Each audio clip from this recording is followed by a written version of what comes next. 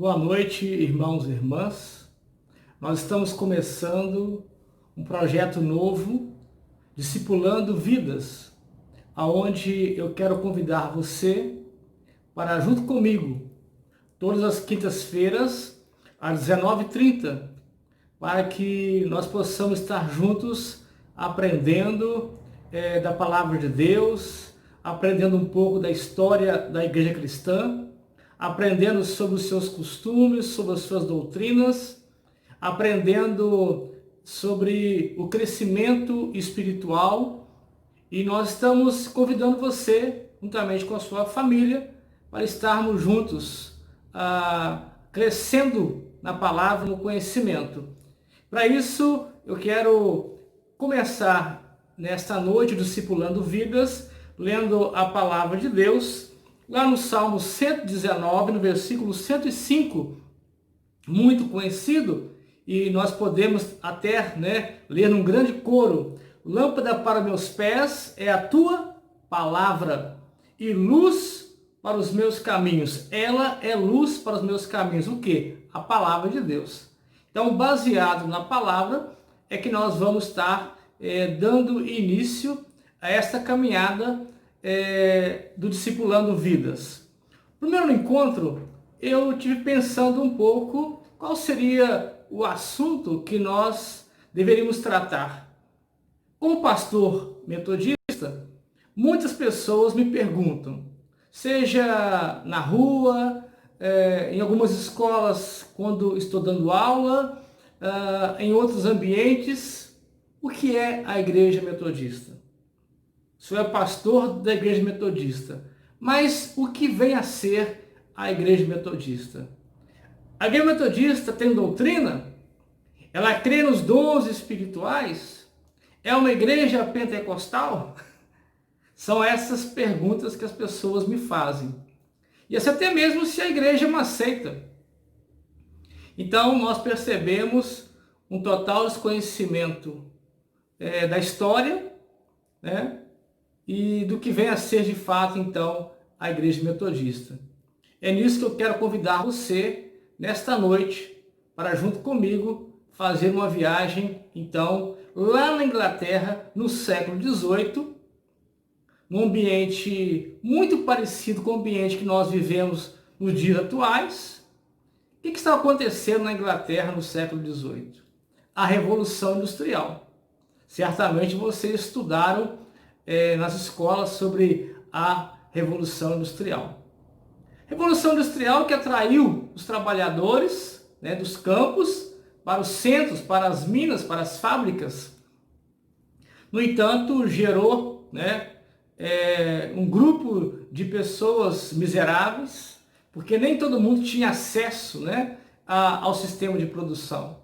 E muitos ficaram à margem da sociedade. Mas vamos ver um pouco do contexto da Inglaterra do século XVIII em relação, por exemplo, à igreja.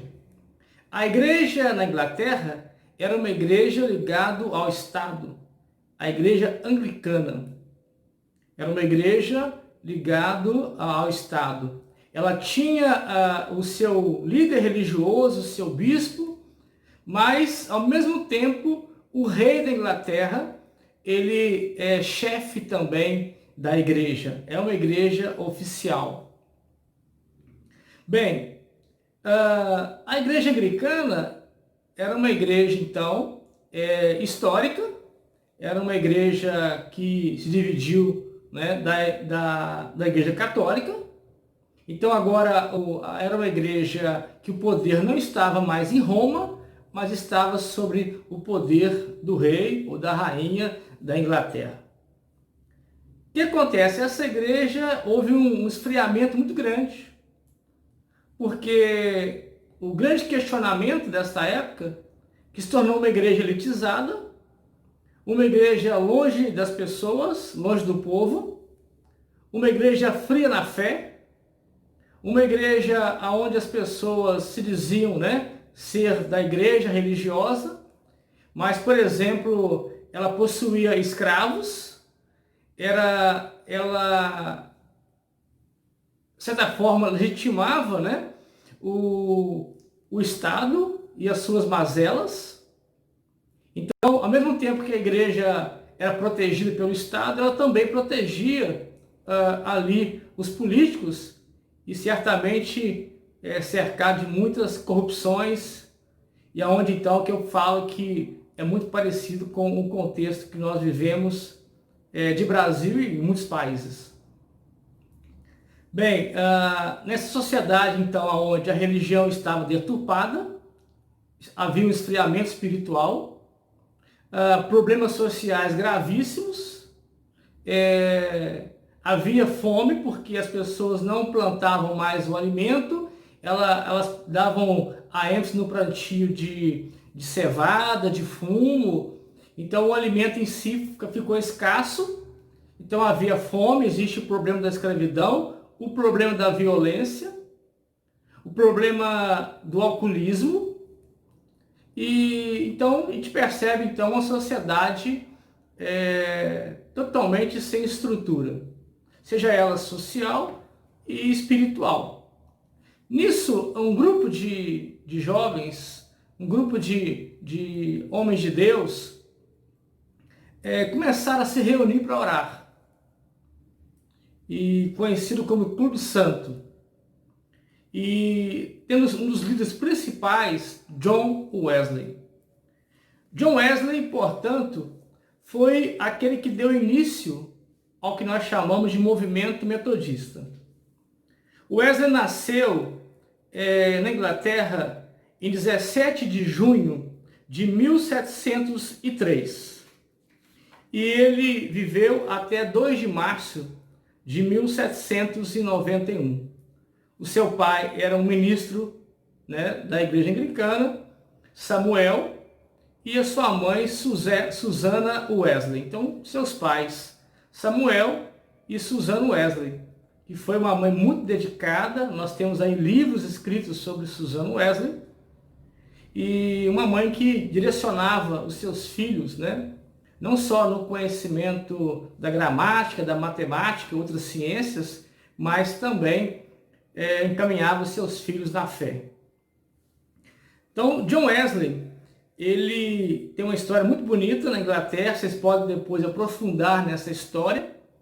Tem outros livros também contando, essa história do metodismo na Inglaterra. Mas a preocupação de Wesley era uma preocupação de não abrir uma nova igreja. Wesley era contra abrir uma nova igreja. Ele questionava a igreja oficial, mas ele não queria criar um racha, uma divisão. O objetivo de Wesley não era esse. Aqueles homens começaram a orar e começaram a ter experiências com Deus, começaram a buscar na palavra, começaram a crescer espiritualmente. Então, aonde que eles sentiam que havia necessidade de mudanças, tanto na igreja como na sociedade. Eles não tinham uma visão de uma igreja trancada nas 4 paredes e a sociedade lá fora com os seus problemas sociais. Portanto, esse grupo começou então a buscar a partir de um pensamento. John Wesley dizia: é preciso reformar a nação. É preciso reformar a nação. A nação inglesa está corrompida, está perdida. Mas ele diz, em particular, a igreja. Ou seja, ele acreditava que a partir da igreja ele podia estar alcançando a sociedade e trazendo ali transformações sociais. Então ele tem essa frase, que ele diz que é muito importante para nós estarmos meditando nisso. Então é buscar reformar a nação, em particular a igreja, e espalhar a santidade bíblica por toda a terra. Para frente, nós vamos ver que uma das teologias metodista é a teologia da santificação, a teologia da santidade. Bem, Diante desse clube santo, eles eram muito metódicos, né? Os ingleses são muito metódicos na questão do horário, na disciplina. E eles faziam assim, tudo, todos os dias da mesma forma, os mesmos horários. Então nisso, esse clube santo, ele foi apelidado de metodista. Então a palavra metodista é um apelido, vem de metódico, aquele que é disciplinado. Olha que coisa bacana, né? É uma coisa hoje que tanto falta na nossa sociedade. A disciplina, né? O cuidado com o horário, o cuidado com nossos compromissos. Então nós já temos lá uma referência lá em John Wesley, os metodistas na Inglaterra no século XVIII. Então esse grupo foi apelidado de metodistas. E esse grupo, incessantemente buscando em oração, eles liam muito a palavra, eles eram pessoas assim, focadas no estudo da Bíblia, que eles queriam mais, eles queriam experiências, não estavam conformados com o tipo de igreja que eles estavam vivenciando. Ao questionar essa igreja oficial, o John Wesley ele foi proibido de pregar lá na igreja anglicana. E é muito comum, né, na Inglaterra, aqui no Brasil, por exemplo, as igrejas católicas mais antigas, ela tem cemitérios ao lado dos seus templos. Isso não era diferente na época de Wesley. E ao ser proibido de pregar no púlpito da igreja anglicana, Wesley subiu em cima do túmulo do pai dele e ali então trouxe o seu sermão. Você pode achar na internet ou já está publicado os sermões de Wesley. Tem muitos sermões já traduzidos para o português que você pode ter acesso então a esses sermões. É muito interessante que são sermões firmes, sermões que pregam da graça de Deus, da santificação, mas sermões que chamam a atenção do povo, levando o povo ao arrependimento, levando o povo a um caminho de disciplina. Mas ainda assim, quando Wesley pregava, as multidões se juntavam em torno dele. As pessoas sentiam ali a presença de Deus na pregação de John Wesley. Ao lado de John Wesley, você vai encontrar o Carlos Wesley. É o seu irmão. E o Carlos Wesley, ele era um músico, ele gostava, ele tem muitas composições, tem muitos hinos de composição, de autoria de Carlos Wesley. Você pode também pesquisar aí na internet. Tem também um pregador também na época de Wesley, que temos que dar ressalva nele, é Whitefield, grande pregador. E Whitefield ele pregava nas ruas, nas praças, nas portas das minas, aonde o povo estava, onde aquelas pessoas que não tinham acesso à igreja anglicana, ao templo anglicano, elitizado. Mas como Wesley foi ensinado na religião, né, anglicana, ele achava que deveria pregar somente ali nos templos. E uma grande virada na vida de Wesley foi isso. Que a princípio ele era meio contra o que Whitefield fazia, pregar nas praças, nas ruas, mas um dia ele foi lá conhecer esse trabalho. E quando ele chegou lá, ele tem uma frase que marca também o seu ministério, que ele diz: são ovelhas que não têm pastor. São ovelhas de Cristo. Pessoas importantes, mas que eles não têm pastor. E o Wesley então começa a pastorear essa multidão. Começa a pastorear os trabalhadores das minas, o povo das ruas. E é interessante que nessa época, então, surge aí o quê? A ideia de cuidar também das crianças que viviam pelas ruas. Crianças trabalhavam nas minas, nas fábricas. Quando os metodistas iam visitar as cadeias, que era uma prática também dos metodistas, eles perceberam que aqueles que estavam presos hoje foram crianças que andavam pelas ruas. Daí então, eles criarem aí a ideia da escola dominical. Uma escola que não só ensinasse ali, né, as crianças, porque elas trabalhavam nas minas e domingo ficavam de folga, então ficavam pelas ruas. Então, por isso que a escola dominical se deu aí, né, no seu início no domingo. Então, ali ensinava matemática, aritmética, a língua, e então ali eles estudavam a Bíblia. Então era uma escola completa. E ali atendendo aquelas crianças que eram meio olhadas assim de lado pela sociedade, descartadas pela sociedade, não tinham futuro. O futuro delas talvez seria mais à frente ser mais um detento, um preso. Então, os metodistas se preocupavam com essa visão da sociedade, queriam reformar a sociedade, a nação.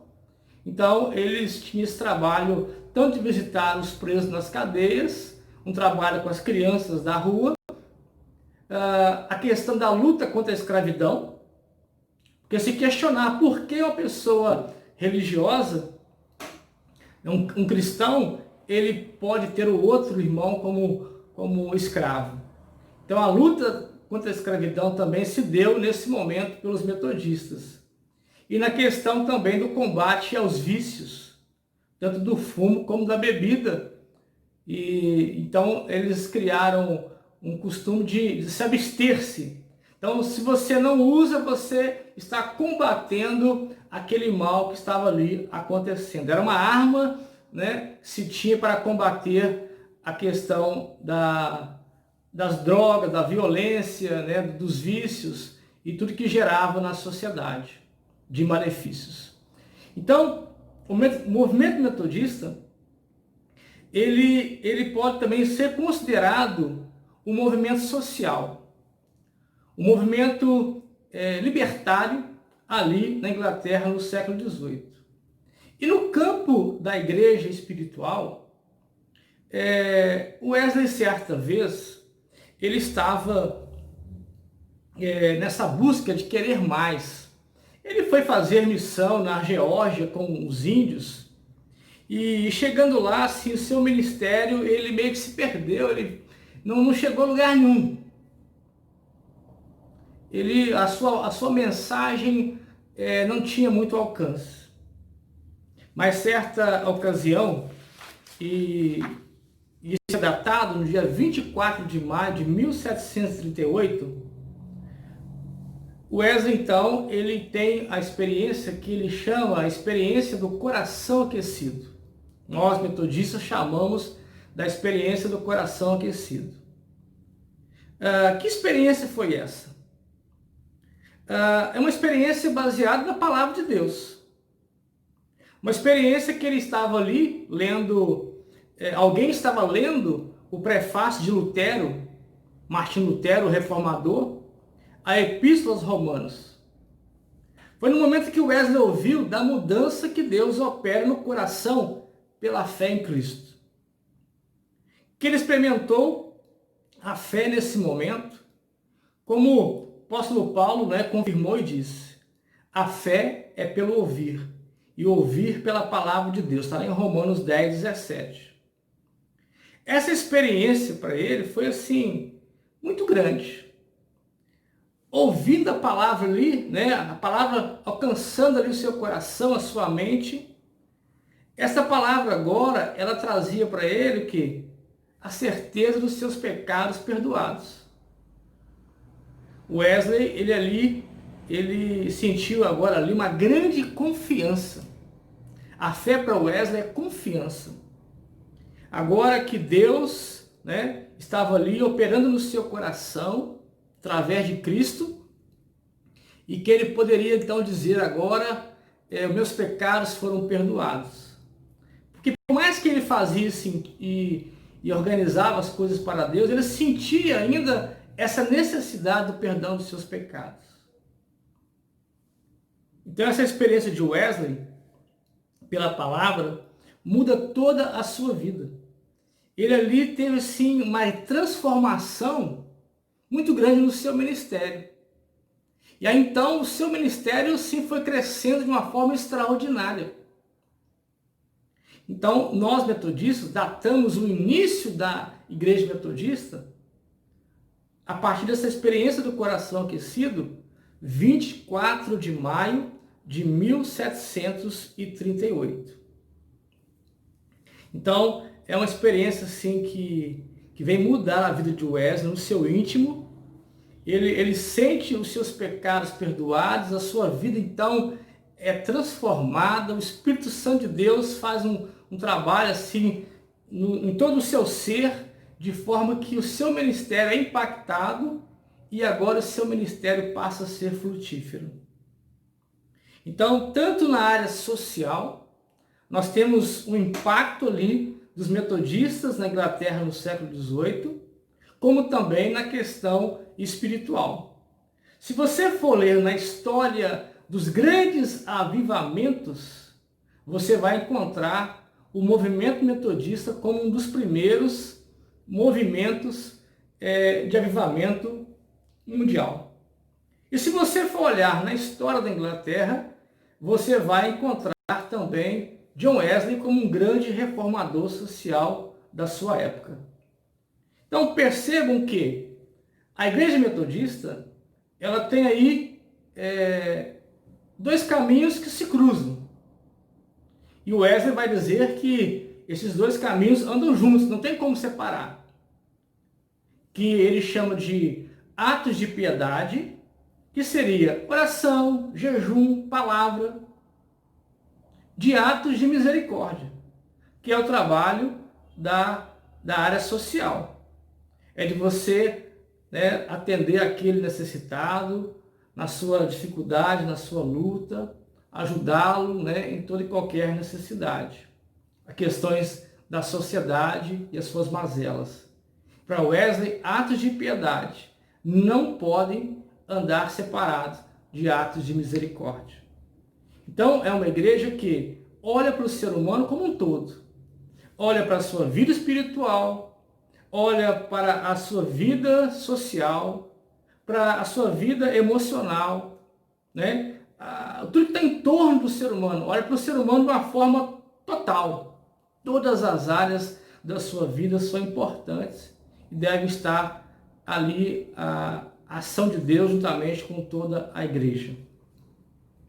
Uma das coisas assim que também marca o início da igreja metodista, do movimento metodista, que se na Inglaterra havia ali os clérigos, aonde só eles pregavam, aonde eles faziam tudo, agora no movimento metodista, uma das coisas muito fortes é o trabalho dos leigos. É o trabalho daquelas pessoas que não eram clérigos, mas queriam servir a Deus, queriam pregar a palavra de Deus. Voltando um pouquinho atrás dessa ação metodista, não podemos também deixar de falar da ação da educação. Lembra lá da escola dominical, de ensinar as crianças? Uma das coisas que marcam também esse início da igreja metodista é a abertura das escolas. Então, aonde havia uma igreja, uma capela, também se esforçava para ter uma escola. Olha que bacana isso. Então, educação, ação social, trabalho espiritual, tudo andando, atendendo o ser humano nessa totalidade. E não só mais agora os clérigos, mas também os leigos, atendendo a um ponto muito forte da reforma protestante, que é o sacerdócio universal de todos os crentes. A reforma protestante tem esse item que é marcante na reforma protestante. O sacerdócio universal de todos os crentes. O que vem a ser isso? Não só o clérigo, mas todos podem servir a Deus através dos seus dons, dos seus talentos. E o Wesley fez isso. Começou a preparar um exército de pessoas para ajudá-lo nessa missão. Reformar a nação, em particular a igreja, espalhar a santidade bíblica por toda a terra. Então Wesley começou a preparar pessoas. Começou a preparar pessoas para que elas pudessem ser enviadas. Hoje se fala no discipulado, como se fosse uma coisa, né, dos nossos dias. O discipulado já começa lá em Wesley. Se você for olhar na história do discipulado, você vai encontrar uma referência de John Wesley. Por quê? Porque ele ganhava as pessoas, ele preparava essas pessoas, discipulava essas pessoas, preparava essas pessoas para quê? Para que elas pudessem ser pregadores da palavra de Deus. Ela exigia que esses pregadores, o Wesley exigia que esses pregadores lessem 6 horas por dia. Exigia que estivessem lá nas madrugadas com ele, orando e buscando a Deus. Então os pregadores, eles não eram, na linguagem de hoje, pastores, mas eram líderes, eram pastores de almas, eram preparados para fazer o melhor trabalho possível. E aí, diante desses grupos formados, vão surgindo as comunidades. E aonde que Wesley cria os grupos pequenos, que nós chamamos hoje de discipulado. Seja células, grupos wesleyanos, grupos pequenos, familiares, seja o nome que você der. Né? Das origens desses grupos pequenos está no movimento metodista na Inglaterra no século XVIII, que ele chama de bandes, pequenos grupos, sociedades. Eram sociedades compostas por 10 pessoas. E aí ia crescendo, ia multiplicando, e aquilo então ia chegando em diversos lugares. Então esse movimento metodista, ali na Inglaterra, ele tem assim um crescimento muito rápido. Ele chega às comunidades, vão encontrar muitas objeções, existe relato, né, desses metodistas sendo apedrejados, suas casas queimadas, uma grande perseguição, mas ainda assim esse trabalho ele foi crescendo, florescendo a partir desses pilares, como eu disse para vocês. O pilar da questão social, atos de misericórdia, atos de piedade. Então os metodistas eram aquele que dava ênfase na palavra, na busca espiritual, oração, jejum. Toda sexta-feira os metodistas jejuavam, era uma prática dos metodistas, jejuavam toda sexta-feira. Um desejo de ensinar as pessoas não só a palavra, mas trazer o conhecimento àqueles necessitados. Esse trabalho da evangelização, muito bacana, do discipulado, do ganhar, do cuidar, do discipular essa pessoa, enviar essa pessoa, não só mais os clérigos, mas agora todos têm a oportunidade de compartilhar da palavra de Deus. Então, esse movimento metodista, ele cresce, mas o Wesley não tinha ainda a ideia a preocupação de fundar uma igreja. A preocupação de Wesley era realmente de reformar a igreja que ali estava ligada ao Estado. Então, Wesley não queria criar uma cisão na vida da igreja. Ele não tinha esse pensamento no seu coração. Era um trabalho que o Espírito Santo de Deus foi movendo ele, e muitas pessoas foram se achegando, foram compreendendo essa visão, foram abraçando essa visão, e aonde então que os metodistas da Inglaterra se tornaram inúmeros ali na época de John Wesley. Como eu disse, John Wesley ele faleceu em 1791. Você vai encontrar a sua biografia no livro Heróis da Fé. Você vai encontrar hoje muitos livros contando, aprofundando essa história. Eu estou aqui falando assim por cima, né, um pouco dessa história, mas que é importante você conhecer que nós somos uma igreja histórica. Então, agora respondendo às perguntas, né, nós somos uma igreja histórica. Nós somos uma igreja ligada à Reforma Protestante. Temos como base também os ideais, né, ali da Reforma Protestante. Somos uma igreja do século XVIII. Nós temos aí, né, já vários séculos atuando. Não só na Inglaterra, nós vamos ver que esse metodismo ele chega muito forte nas colônias americanas, que nós hoje chamamos de Estados Unidos, e hoje é uma das maiores denominações religiosas no Estado americano, é a Igreja Metodista. E num próximo encontro nós vamos estar aprofundando nessa história americana e depois chegando também até a Igreja Metodista no território brasileiro. O que eu quero dizer para você, então, que se perguntar para você se nós somos uma igreja que tem doutrina, temos doutrina. O metodismo mundial ele se baseia nos 39 artigos de religião. Ele tem as regras gerais da igreja, que na frente eu vou estar falando um pouco mais sobre essa parte doutrinária da igreja. Nós temos experiências com o Espírito Santo de Deus, somos uma igreja do coração aquecido, mas não somos uma igreja pentecostalizada, é diferente. Nós somos uma igreja fruto de avivamento e não pentecostalismo, é diferente. Nós vamos estar também discutindo um pouco sobre isso. Nós somos uma igreja que crê nos dons espirituais, uma igreja que crê na centralidade de Cristo, da palavra de Deus, uma igreja que é marcado, né, por essa experiência pela palavra de Deus. Somos uma igreja com a preocupação muito grande das mazelas da sociedade, preocupação com as crianças que são abandonadas, as crianças que estão aí sendo vitimadas, né, do trabalho infantil, da violência doméstica e assim por diante. Sempre nos preocupamos também com o cuidado com as mulheres, os indígenas, a questão do racismo, a questão das drogas, dos vícios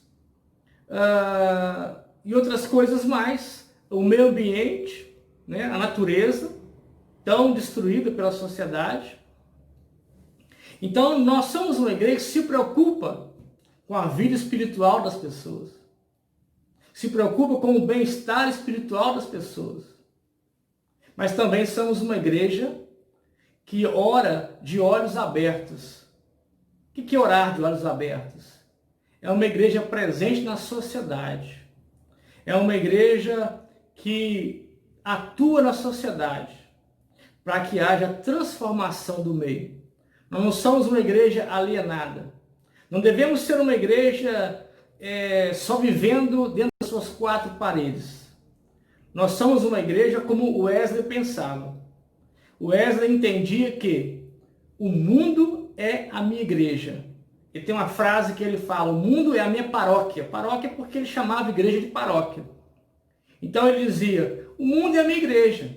A praça é a minha igreja. A porta da mina é a minha igreja. A minha casa é a minha igreja. Aonde Deus me levar, é ali a minha igreja. Eu, como pastor metodista, eu sou pastor de uma igreja local, mas sou pastor o quê? Da cidade. Eu sou pastor da onde Deus está me colocando. Por quê? Aquela criança lá da rua é também minha ovelha. Aquela mulher que sofre é a minha ovelha. Aquele do gradito, ele é minha ovelha. Porque nós somos pastores chamados por Deus para servir, não só na igreja local, mas servir na sociedade. Então, nesse primeiro encontro, eu fico por aqui quanto a essa questão da igreja metodista do século XVIII. Nosso próximo encontro, nós vamos avançar um pouco, chegando ali nos Estados Unidos, depois chegando no Brasil, e assim nós vamos conhecer um pouco mais lá na frente sobre os costumes metodistas, doutrinas metodistas. E se você tem alguma pergunta, alguma dúvida, alguma observação a fazer, você pode postar aí nos comentários das nossas redes sociais, que nos encontros seguintes nós vamos estar procurando também trazer luz, conhecimento para você. Tá ok? Um abraço para você, para todos, todas. E o Discipulando Vidas fica por aqui. Até o nosso próximo encontro, com a graça de Deus.